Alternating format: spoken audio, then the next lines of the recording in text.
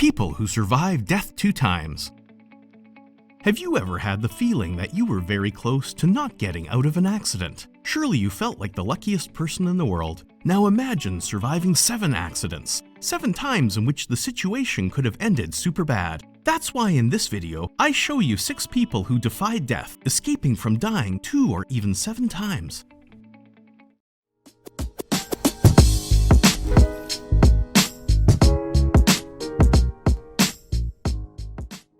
Number 1. God's Chosen One. Imagine that you get on a train and without warning it suffers an accident. You are probably glad to have survived. Now imagine that it suffers a plane crash, but still get out without much damage. Now imagine that this happens to you 7 times in a row. Well, this is what happened to Frane Selleck. He is a music teacher who survived 7 fatal accidents. In 1962, Selleck got on a train, but what he didn't count on was that the train derailed, causing it to fall into a river. Many people died in the process, but Selleck survived with only a broken arm. A year later, Selleck was on a plane when it began to descend rapidly, and Selleck flew out of the plane, but fortunately he managed to land on soft, hollow ground, resulting in only minor injuries. In 1966, he managed to escape unharmed from a bus accident in which 4 people died. In 1970 and 1973, his car caught fire twice in a row. And finally, in 1995, he was hit by a bus. But if you thought that was all, in 2003, he won the lottery for a prize of more than 800,000 euros. It is clear that when you win, not even if you take it off, and when you don't win, not even if you put it on. At that moment, I understood that God has his favorites. Number 2. The Golden Arm. The following story is about a man named James Harrison, a man who, in addition to escaping death 2 times, avoided the death of 2.4 million babies. When he was 14 years old, he was subjected to a complicated surgical surgery in which he could die and had to receive 13 blood transfusions. Thanks to that experience, he decided to donate blood as soon as he was of age. When the day came, the doctors realized that his blood had a large amount of an antibody called immunoglobulin, RHOD, or anti-D. It was never known why his body contained such a rare plasma, but surely it was because of all his blood transfusions. But the best thing, his blood regenerated at a great speed, producing more antibodies, and it turns out that the antibody is the one needed by people suffering from rhesus disease, the disease which causes the mother to produce white blood cells that destroy the baby's red blood cells, causing the baby to have high chances of anemia. So Harrison not only survived death in his operation, he also survived anemia before birth. And with his blood donations, he managed to save the lives of 2.4 of millions of babies. Number 3. The woman who survived a plane crash and the Amazon jungle. Now we have the story of Julianne Kopec. She was a girl who had developed a great bond with animals. While others had dogs or cats, she was already taking care of toucans.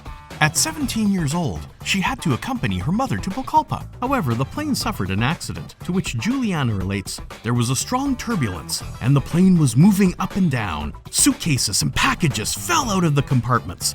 Gifts, flowers, and cakes flew out. She would never have imagined that her mother's last words would be, "This is the end, it's over." Then she found herself falling more than 3,000 meters into the air, clinging to her seat.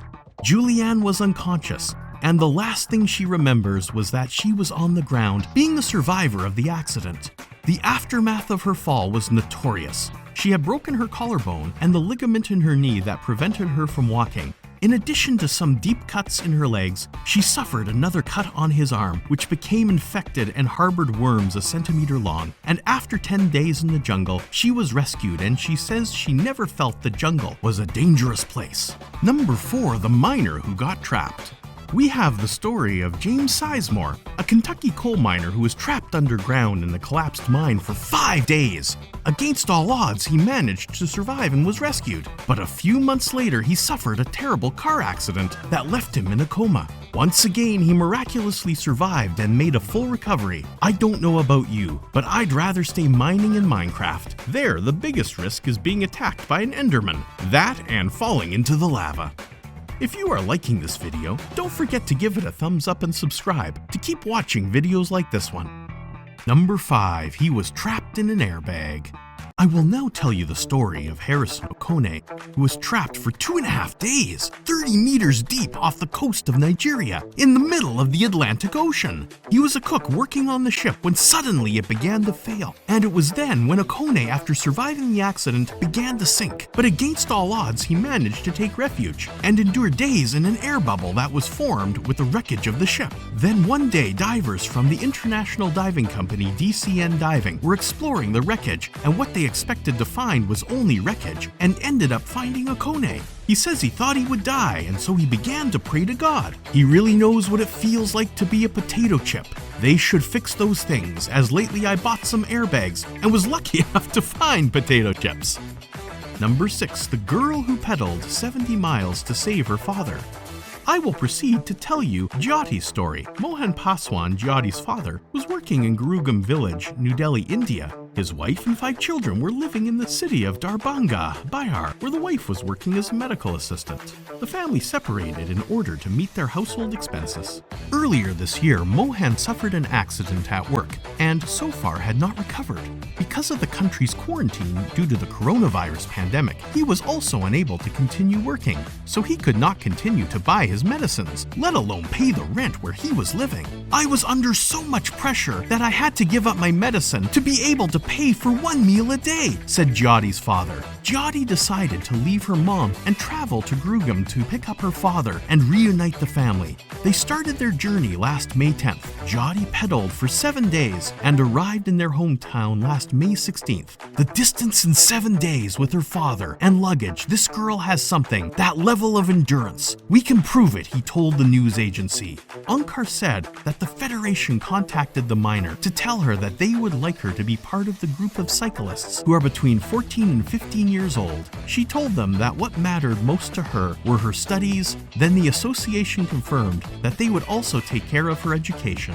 I always like stories with happy endings. Thanks for watching this video to the end. Don't forget to subscribe, hit like. If you liked this video, and feel free to give an idea for the next video. That's all for now. See you there!